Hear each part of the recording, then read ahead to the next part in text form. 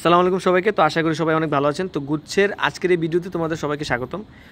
তো তোমাদের জন্য একটা খুব দুঃখের সংবাদ আছে, সেটা হচ্ছে যে আমি অলরেডি আমার যে কমিউনিটি পোস্ট আছে সেটার মধ্যে আমি অলরেডি বলে দিয়েছি যে তোমাদের গুচ্ছের যে পরবর্তী মেরিট সেটা হয়তো বা নাও দিতে পারে। এখন কেন বলেছি এই ব্যাপারে আমি একটু বিস্তারিত কথা বলবো। আর তার আগে অবশ্যই জেনে নিতে হবে যে আদৌ কি তোমাদের গণবিজ্ঞপ্তি দিবে, বা গণবিজ্ঞপ্তি দিলেও তোমাদের কি কি সুবিধা হতে পারে যারা ওয়েটিংয়ে আসো, তো তাদের একটু ধারণা নেওয়াটা খুবই প্রয়োজন। তো তাহলে চলো আজকে ভিডিওটা শুরু করি। তো প্রথমে দেখো, এখানে বলা হচ্ছে যে মাওলানা ভাসানী বিজ্ঞান ও প্রযুক্তি বিশ্ববিদ্যালয়ে প্রাথমিক ভর্তির তৃতীয় পর্যায় শেষে আসন ফাঁকা নেই বলে জানিয়েছেন কর্তৃপক্ষ। জানা গেছে একজন শিক্ষার্থী ভর্তি বাতিল করেছিল। আচ্ছা, এটা কিন্তু খুব একটা অ্যালার্মিং একটা বিষয়, কারণ হচ্ছে যে যেহেতু মাওলানা ভাসানী বিজ্ঞান ও প্রযুক্তি বিশ্ববিদ্যালয় অনেক বড় একটা ইউনিভার্সিটি, আর সেখানে যদি তোমার মাত্র তৃতীয় মেরিট লিস্ট শেষে মাত্র একটা সিট ফাঁকা থাকে এবং যদি চতুর্থ মেরিট লিস্টের জন্য যদি কোনো সুযোগ না থাকে, তাহলে কিন্তু তোমাদের জন্য বিষয়টা খুবই কষ্টকর হয়ে যাবে। এখন তোমাদের জন্য বিষয়টা কতটা কষ্টকর সেটা আমি জানি না, বাট যারা ওয়েটিংয়ে আছে তাদের জন্য খুবই সমস্যা হয়ে যাবে, আর যাদের মাইগ্রেশন হবে তাদের মাইগ্রেশন প্রক্রিয়াটা অনেক বাধাগ্রস্ত হবে। তো এখন এই প্রক্রিয়া থেকে বা এই যে পুরোটা বিষয় আছে, এটা নিয়ে আমার একটু কথা আছে। সো আমি আগে কথাগুলো শেয়ার করে নিই, তার আগে আমি আরেকটা নিউজ আছে সেটা আমি নিউজটা দিয়ে নিচ্ছি। এখানে দ্বিতীয় নিউজটা হচ্ছে যে গুচ্ছের তৃতীয় মেধার প্রাথমিক ভর্তি শেষে সকল বিশ্ববিদ্যালয়ে আসন সংখ্যাটা খুব একটা ফাঁকা নেই। কোনো বিশ্ববিদ্যালয়ে 2-1টা করে ফাঁকা আসন পাবেন। বিশ্ববিদ্যালয়গুলো খোঁজ নিয়ে দেখুন যে কোনো বিশ্ববিদ্যালয়ে কতগুলো আসন ফাঁকা আছে। তারপরে শিক্ষার্থীর কথা বিবেচনা করে আরও একটা মেধা তালিকা প্রকাশ করার কথা শোনা যাচ্ছে। এর পরপরই চূড়ান্ত ভর্তির কার্যক্রম শুরু হবে। আচ্ছা, এই ব্যাপারে আমি একটু সামারি করতে চাই। দেখেন, তথ্যের যে সোর্সটা দিয়েছেন সেটা হচ্ছে সুজনচন্দ্র দাস ভাই। সো উনি মাওলানা ভাসানী বিজ্ঞান ও প্রযুক্তি বিশ্ববিদ্যালয়ে পড়াশোনা করেন। তো ওনার তথ্য নিয়ে আমার কোনো কথা নেই, কারণ অলরেডি ওনার তথ্যটা খুবই ভালো, কারণ উনি বিভিন্ন যত সময় তথ্যগুলো দিয়েছেন সবগুলো তথ্যই ভালো ছিল। এখন কয়েকটা বিষয় আমাদের খুবই জানা দরকার। সেটার মধ্যে প্রথম বিষয়টা হচ্ছে যে চতুর্থ মেরিট কি দিবে?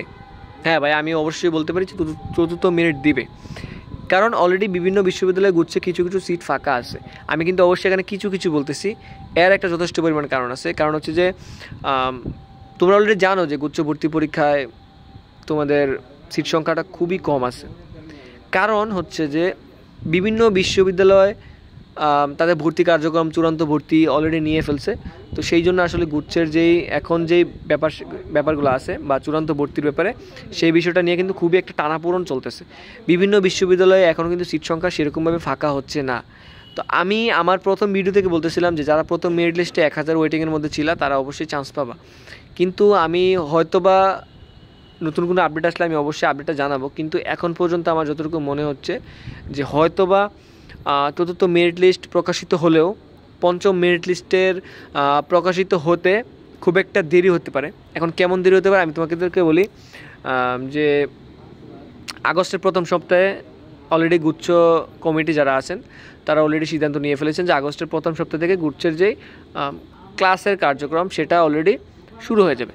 এখন ক্লাস কার্যক্রম যদি শুরু হয়ে যায় তাহলে কিন্তু ক্লাস কার্যক্রমের পরে খুব একটা বেশি মেরিট লিস্ট প্রকাশিত হয় না। আমরা বিগত বছরগুলোতেও দেখেছি যে ক্লাস যদি শুরু হয়ে যায় তখন সেই ক্ষেত্রে খুব একটা বেশি মেরিট লিস্ট দেওয়ার সুযোগ থাকে না, কারণ অলরেডি বিভিন্ন বিশ্ববিদ্যালয়ে বিভিন্ন কোর্সে অনেক পড়া পুড়িয়ে ফেলে। সো পরবর্তীতে যদি কেউ ভর্তি হতে আসেও তখন তার জন্য খুব ঝামেলা হয়ে যায়। এই জন্য তারা আসলে নর্মালি ক্লাস শুরু করার পরে তারা ভর্তির কার্যক্রমটা শুরু করে না, মানে ভর্তির মেরিট লিস্ট দেয় না আর কি। সো এখন এই ব্যাপারটা এখন আমি যে ভাই যেই তথ্যটা দিল সেই তথ্যের উপর ভিত্তি করে আমি যদি কিছু কথা বলতে চাই, সেটা হচ্ছে যে চতুর্থ মেরিট লিস্ট দিবে কিনা। হ্যাঁ, আমি অবশ্যই বলবো যে হ্যাঁ, চতুর্থ মেরিট লিস্ট দিবে। এখন দ্বিতীয় একটা প্রশ্ন হচ্ছে যে তোমাদের চতুর্থ মেরিট লিস্ট যেহেতু দিচ্ছে, এর পরবর্তী বিষয়টা কি, মানে তোমাদেরকে পঞ্চম মেরিট লিস্ট দিবে? আমি যদি একান্তভাবে ব্যক্তিগতভাবে বলতে চাই তাহলে তোমাদের জন্য আমি ভিডিও শুরুতে বলেছিলাম যে একটা দুঃসংবাদ আছে, কিন্তু হ্যাঁ, এই দুঃসংবাদটাই একটা সুসংবাদ বয়ে আনে। এই সুসংবাদটা কি হচ্ছে সেটা হচ্ছে যে আমি তোমাদেরকে বলতে চাই, এটা হয়তো বা এক্সক্লুসিভ নিউজও হতে পারে, কারণ অনেক ভাইরা এখনও তেমন কিছুভাবে জানায় নাই। সো আমি যদি বলি তোমাদেরকে, হ্যাঁ, তোমাদের পঞ্চম মেরিট লিস্টও দিবে এবং ক্ষেত্রবিশেষে তোমাদের গণবিজ্ঞপ্তিও দিতে পারে। এখন সবাই বলবা যে কেন ভাইয়া, এই ভাই যে বললো যে দিবে না বা খুব একটা সিট ফাঁকা নেই। হ্যাঁ, তোমাদের জন্য আশার ছোট্ট একটা বাণী আছে। সেই আশার বাণীটা হচ্ছে যে তোমাদের যেই গুচ্ছ প্রক্রিয়া আছে সেখানে মোটামুটি একটু সিট ফাঁকা হওয়ার সম্ভাবনা আছে।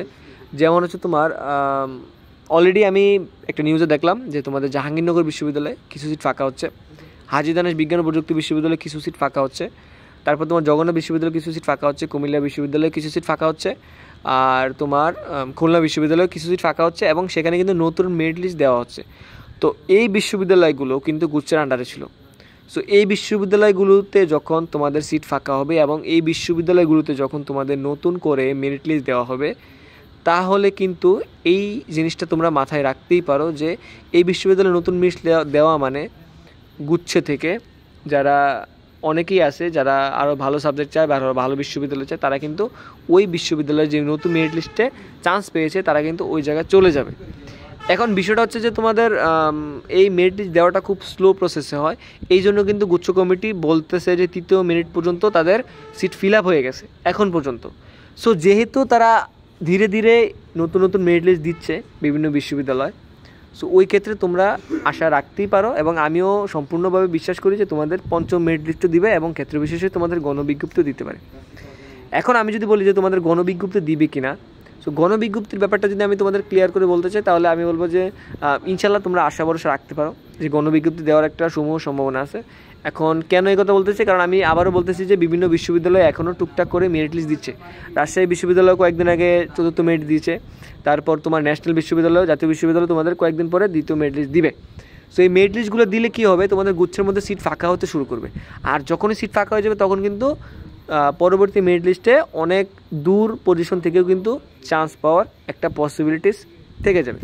সো এটাই আসলে তোমাদের যে উৎকণ্ঠাটা ছিল, বা আমি যে তোমাদের প্রথম বলেছিলাম যে একটা দুঃসংবাদ, হ্যাঁ দুঃসংবাদ এটা বর্তমানে যে কিছু সময়ের জন্য বা প্রেজেন্টে কিছু সময়ের জন্য তোমাদের একটু দুঃসংবাদ হতে পারে, বাট এটা আসলে একটা তোমাদের একটা ভালো একটা খবর নিয়ে আসতেছে। সেটা হচ্ছে আমি তোমাদের ভালো খবরটা যদি বলি, সেটা বললাম যে বিভিন্ন বিশ্ববিদ্যালয়ে এখনও মেরিট লিস্ট দিচ্ছে, যদিও সেটা খুবই স্লো, বাট স্লো হওয়ার পরেও কিন্তু এটা তোমাদের জন্য একটা খুবই একটা ভালো একটা সংবাদ নিয়ে আসছে। সো এই ছিল আজকের এই ভিডিওতে আমি তোমাদেরকে বললাম যে তোমাদের কেন 4র্থ মেরিট দিবে কিনা বা এই ব্যাপারটা আমি পুরোপুরি ব্যাখ্যা করে দিলাম। সো আশা করি তোমাদের এই ব্যাপারটা নিয়ে কোনো ঝামেলা হবে না। আর আমি আরও নতুন নতুন আপডেট পেলে এবং কোন কোন বিশ্ববিদ্যালয়ে কত কত সিট ফাঁকা আছে এই ব্যাপারে আরও আপডেট তোমাদেরকে দিব, এতে তোমাদের ধারণা হয়ে যাবে যে আসলে গুচ্ছতে কেমন মেরিট লিস্ট বা কেমন পজিশন থেকে 4র্থ মেরিট লিস্টে চান্স হইতে পারে। সো টিল দেন তোমরা অপেক্ষা করো, আর অবশ্যই আমার চ্যানেলটার মধ্যে সাবস্ক্রাইব করে দেবা, লাইক শেয়ার এবং কমেন্ট করে দেবা। আরেকটা বিষয় হচ্ছে চ্যানেলের ভিডিওগুলো ফ্রিজ হয়ে গেছে, সো তোমরা যদি লাইক কমেন্ট এবং শেয়ার দাও তাহলে কিন্তু চ্যানেলটা আবার আগের মতো তোমাদের হেল্প করতে পারবে। সো এতটুকু আজকের জন্য বলার ছিল। সো সকলে ভালো থাকবা, সকলের জন্য শুভকামনা রইল। আসসালামু আলাইকুম।